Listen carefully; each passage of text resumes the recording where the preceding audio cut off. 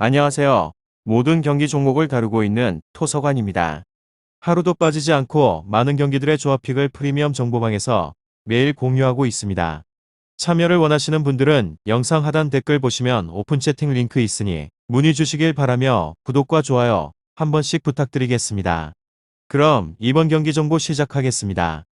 인터밀란 살레르니타나 축구와 관련하여서 인테르는 리그 3위로 처진 곳으로 살레르니는 여전하게 리그 최하위입니다. 인테르는 주중에 밀란과 코파 이탈리아 준결승 일정을 치른 곳으로 그렇지만 같은 구장을 사용을 하는 팀을 만나서 경기를 위해서 따로 이동을 하지 않았고 뎁스가 워낙 탄탄하기에 일정에 대한 부담이 적기도 합니다. 베지노와 가글리아디니, 산체스와 카이세도 등 주전 못지않은 선수들이 나선다고 해도 경기력의 공백은 없을 것 같으며 차라노글루와 라우타로 등이 언제든지 팀의 공격에 힘을 더할 수 있게 됩니다. 다음으로 살레르니는 휴식기 이후에 펼쳐진 4경기에서 모두 무승부를 기록을 하였습니다. 베르디와 에데르송이 최전방에 주리치를 지원을 해서 공격을 잘 이끌고 있고 리베리도 베테랑 윙어이긴 하지만 여전히 생산적인 모습입니다. 무엇보다 불안하던 수비진의 드리구신과 라니에리가 중심을 잡으면서 강팀을 상대로 하여서도 밀리지 않는 경기를 하고 있는 중입니다.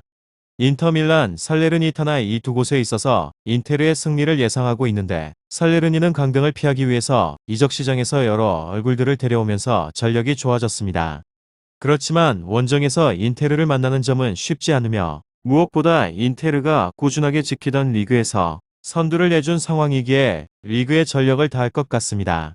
베르디와 무세를 역습의 선봉에 세울 살레르니가 격렬하게 저항을 하겠지만 제코와 라우타로가 해결을 할 수 있는 인테르가 최근 부진을 씻어낼 승리를 따낼 것 같기도 합니다. 다음으로 인테르 리그에서는 3위로 무패 패무무 이런 경기력이라고 한다면 연속적인 우승은 언감생심입니다. 물론 나폴리와 밀란보다 한 경기를 덜 치르게 되었고 이 경기를 이기게 되면 바로 1위로 올라갈 수 있긴 하지만 최근의 페이스에 있어서는 매우 좋지 않습니다. 특히나 공격진이 분발을 해야 할 전망입니다. 이곳은 공격진 부진이 매우 심각한 곳입니다. 4경기를 연속으로 득점을 기록을 하지 못하고 있는 중이며 리버풀, 사수올로, 밀란 등 까다롭다고 소문이 난 상대들이 있기는 하지만 인테르도 강팀이기도 하고 제노아를 상대로 한 경기에서 0대0 무승부를 거두게 되었다는 점은 용납을 하기가 어렵습니다. 라우타로의 부진이 극히 심각한 곳인데 최근의 10경기에서 공격적인 포인트가 단 하나도 없습니다.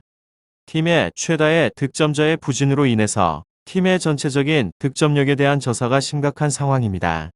이 경기를 시작으로 하여서 다시 득점에 대한 행진과 관련하여서 이어가 주기를 바라는 수밖에 없어 보이기도 합니다. 다득점에 있어서는 의외로 힘들 수 있게 됩니다. 인터밀란, 살레르니타나 축구 수비진은 큰 문제가 없는 곳입니다.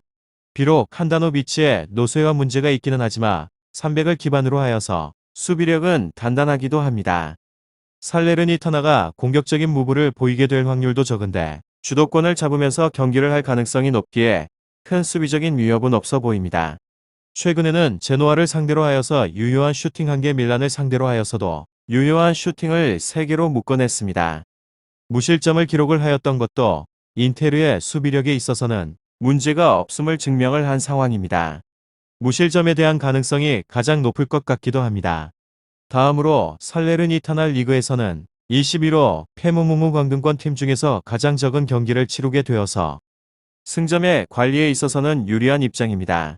그렇지만 최근의 6번의 경기에서 승리가 없기에 강등권을 탈출을 하기에는 유언해 보이기도 합니다.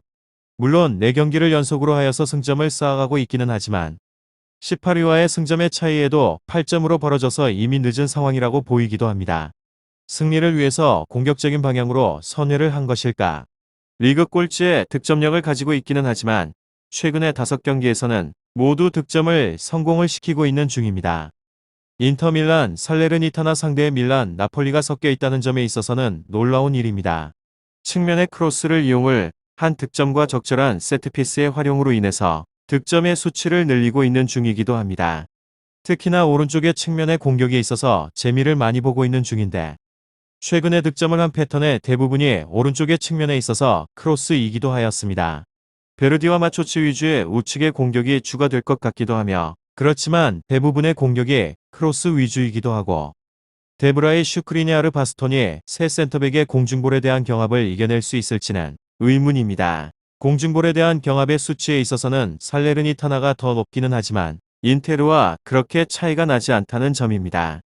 플랜 A는 확고하긴 하지만 이번 경기에 있어서는 먹히기가 쉽지 않습니다. 수비에 있어서도 약점이 많은 곳입니다. 최근에 5번의 경기에서 페널티킥만 4번을 내주게 되는 등 1대1의 상황에 있어서 큰 약점을 보이고 있기도 합니다. 오프사이드를 만들어내게 되는 횟수에 있어서도 리그에서 가장 적게 라인 컨트롤에 있어서도 미숙합니다.